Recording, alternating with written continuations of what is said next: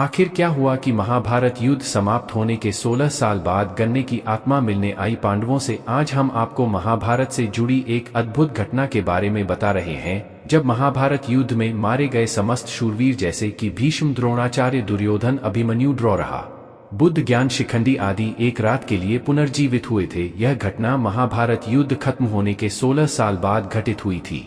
दोस्तों, युद्ध में एक और कृष्ण थे तो दूसरी ओर गांड दुर्योधन के दो कृष्ण अर्जुन के दोस्त थे। यदि युद्ध में कर्ण को असहाय स्थिति में देखकर नहीं मारा जाता तो अर्जुन की क्षमता नहीं थी कि वे कर्ण को मार देते। कृष्ण की नीति के तहत ही गर्दन का विवाह द्रौपदी से होने से रोक दिया। कृष्ण ने ही अपनी नीति से उनके कवच कुंडल हथियाए और इंद्र द्वारा दिया गया एकमात्र अचूक अमोघ अस्त्र जो वह अर्जुन पर चलाना चाहता था वह घटोत्कच पर चलवाया गया है। इस तरह हम देखते हैं कि युद्ध के पहले से ही गर्दन और कृष्ण के बीच युद्ध चलता रहा था। वह कृष्ण ही थे जिन्होंने ऐन वक्त पर नीति के तहत ही गर्दन को यह बताया था कि कुंती तुम्हारी माँ है। लेकिन युधिष्ठिर और अर्जुन को इस बात का ध्यान नहीं था कि कारण हमारा बड़ा भाई है। युधिष्ठिर को यह पता चलता कि कारण मेरा बड़ा भाई है तो वह राजपाट की लड़ाई नहीं लड़ते बल्कि गर्दन को ही राजा बनाने की लड़ाई लड़ते आए। दोस्तों, राजा बनने के पश्चात हस्तिनापुर में युधिष्ठिर धर्म व अन्यायपूर्वक शासन करने लगे। युधिष्ठिर प्रतिदिन धृतराष्ट्र व गांधारी का आशीर्वाद लेने के बाद ही अन्य काम करते थे। इस प्रकार अर्जुन, नकुल, सहदेव, द्रौपदी आदि भी सदैव धृतराष्ट्र व गांधारी की सेवा में लगे रहते थे। लेकिन भीम के मन में धृतराष्ट्र के प्रति शायद द्वेष भाव ही रहता। भीम धृतराष्ट्र के सामने कभी ऐसी बातें भी कह देते जो कहे योग्य नहीं होती थी। इस प्रकार धृतराष्ट्र गांधारी को पांडवों के साथ रहते रहते 15 साल गुजर गए। एक दिन में धृतराष्ट्र व गांधारी के सामने कुछ ऐसी बातें कह दी जिसे सुनकर उनके मन में बहुत शौक हुआ। तब धृतराष्ट्र ने सोचा कि पांडवों के आश्रय में रहते आप बहुत समय हो चुका है, इसलिए अब हमारा वन में रहना ही उचित है। गांधारी ने भी धृतराष्ट्र के साथ वन जाने में सहमति दे दी। धृतराष्ट्र व गांधारी के साथ विदुर व संजय ने वन जाने का निर्णय लिया। वन जाने का विचार कर जाना। धृतराष्ट्र ने युधिष्ठिर को बुलाया और उनके सामने पूरी बात कहती है। पहले तो युधिष्ठिर को बहुत दुख हुआ, लेकिन बाद में महर्षि वेद व्यास के कहने पर युधिष्ठिर मानकर जब युधिष्ठिर को पता चला कि धृतराष्ट्र व गांधारी के साथ विदुर व संजय भी वन जा रहे हैं तो उनके शोक की सीमा नहीं रही। नहीं, धृतराष्ट्र ने बताया कि वे कार्तिक मास की पूर्णिमा को वन के लिए यात्रा करेंगे।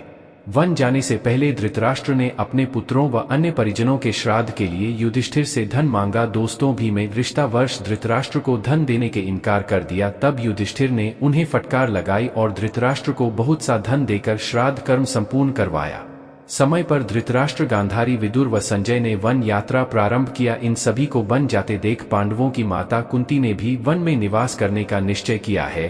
पांडवों ने उन्हें समझाने का बहुत प्रयास किया, लेकिन कुंती धृतराष्ट्र और गांधारी के साथ वन चली गई। धृतराष्ट्र आदि ने पहली रात गंगा नदी के तट पर व्यतीत की। कुछ दिन वहां रुकने के बाद धृतराष्ट्र, गांधारी, कुंती, विदुर व संजय कुरुक्षेत्र आ गए। यहाँ महर्षि वेदव्यास से वनवास की दीक्षा लेकर ये सभी महर्षि सतयुग के आश्रम में निवास करने लगे। वन में रहते हुए राष्ट्र घोर तप करने लगे। तब से उनके शरीर का मांस सूख गया। सिर पर महर्षियों की तरह चटा धारण कर वे और भी कठोर तप करने लगेगा। तब से उनके मन का मोह दूर हो गया। गांधारी और कुंती भी तप में लीन हो गई। विदुर और संजय सेवा में लगे रहते और तपस्या किया करते थे। इस प्रकार वन में रहते हुए धृतराष्ट्र आदि को लगभग 1 वर्ष बीत गया। इधर हस्तिनापुर में एक दिन राजा युधिष्ठिर के मन में एवं में रह रहे अपने परिजनों को देखने की इच्छा हुई। तब युधिष्ठिर ने अपने सेना प्रमुखों को बुलाया और कहा कि वन जाने की तैयारी करो, मैं अपने भाइयों होगा परिजनों के साथ वन में रह रहे महाराज धृतराष्ट्र, माता गांधारी, कुंती आदि के दर्शन करूंगा। इस प्रकार पांडवों ने अपने पूरे परिवार के साथ वन जाने की यात्रा प्रारंभ की। पांडवों के साथ हुए नगरवासी भी थे जो धृतराष्ट्र आदि के दर्शन करना चाहते थे। बांदा वह अपने सेना के साथ चलते चलते उस स्थान पर आ गई जहां धृतराष्ट्र, गांधारी और कुंती रहते थे। जब युधिष्ठिर ने उन्हें देखा तो वे बहुत प्रसन्न हुए और मुनियों के वेश में अपने परिजनों को देखकर उन्हें शोभ भी हुआ। धृतराष्ट्र, गांधारी और कुंती भी अपने पुत्रों हैं परिजनों को देखकर बहुत प्रसन्न हुए था। जब युधिष्ठिर ने वहां विदुर जी को नहीं देखा तो धृतराष्ट्र से उनके बारे में पूछा। धृतराष्ट्र ने बताया कि वे कठोर तप कर रहे हैं। भी युधिष्ठिर को विदुर उसी ओर आते हुए दिखाई दिए, लेकिन आश्रम में इतने सारे लोगों को देख कर दें विदुर जी पुनः लौट गए। दोस्तों, युधिष्ठिर उनसे मिलने के लिए पीछे पीछे दौड़े। तब वन में एक पेड़ के नीचे उन्हें विदुर जी खड़े हुए दिखाई दिए। इसी समय विदुर जी के शरीर से प्राण निकले और युद्ध फिर में समा गए। जब युधिष्ठिर ने देखा कि विदुर जी के शरीर में प्राण नहीं है, तो उन्होंने उनका दाह संस्कार करने का निर्णय लिया। तभी आकाशवाणी हुई कि विदुर जी संन्यास धर्म का पालन करते थे, इसलिए उनका दाह संस्कार करना उचित नहीं है। यह बात युधिष्ठिर ने आकर महाराज धृतराष्ट्र को बताई। युधिष्ठिर के मुख से यह बात सुनकर सभी को आश्चर्य हुआ। युधिष्ठिर आदि ने वह रात वन में ही बिताया। अगले दिन धृतराष्ट्र के आश्रम में महर्षि वेदव्यास आए हैं। जब उन्हें पता चला कि विदुर जी ने शरीर त्याग दिया गया, उन्होंने बताया कि विदुर धर्मराज यमराज के अवतार थे और युधिष्ठिर भी धर्मराज का ही अंश है, इसलिए विदुर जी के ब्रांड युधिष्ठिर के शरीर में समा गए। महर्षि वेदव्यास ने धृतराष्ट्र, गांधारी और कुंती से कहा कि आज मैं तुम्हें अपनी तपस्या का प्रभाव दिखाऊंगा, तुम्हारी इच्छा हो वह मांग। तब धृतराष्ट्र व गांधारी ने युद्ध में मृत अपने पुत्रों तथा कुंती ने गर्दन को देखने की इच्छा प्रकट की। द्रौपदी आदि ने कहा कि वह भी अपने परिजनों को देखना चाहते हैं। महर्षि वेदव्यास ने कहा कि ऐसा ही होगा। युद्ध में मारे गए जितने भी वीर हैं, उन्हें आज रात उन सभी देख पाए गए। ऐसा कहकर महर्षि वेदव्यास ने सभी को गंगा तट पर चलने के लिए कहा। महर्षि वेदव्यास के कहने पर सभी गंगा तट पर एकत्रित हो गए और रात होने का इंतजार करने लगे।